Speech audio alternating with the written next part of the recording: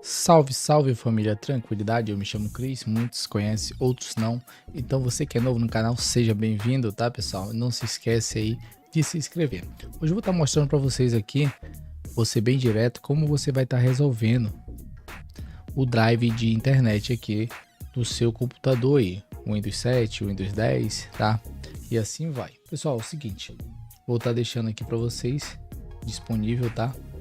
Esta ferramenta aqui incrível. Que ferramenta é essa? Vou selecionar aqui para a tela para a gente estar utilizando ela aí juntos e resolvendo aí esse probleminha com Drive, tá? Vai servir no Windows 7 e nos demais. Então, pessoal, vocês podem ver que aqui não está aparecendo na internet. Você vai executar aqui este programinha como um administrador. Beleza, você vai dar sim.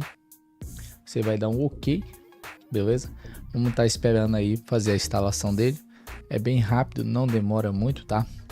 E você que tá com essa dor de cabeça aí, faz certinho assim que vai dar certo, beleza?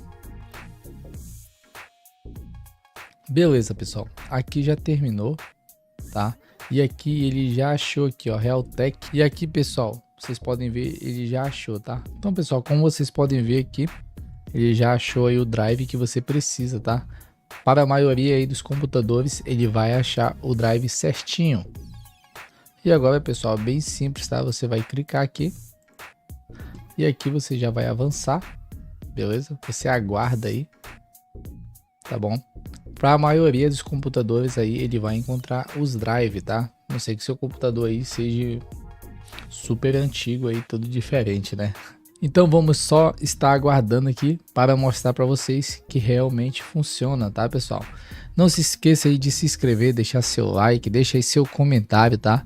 Estou fazendo aí a maioria dos vídeos direto ao ponto aí para ajudar vocês.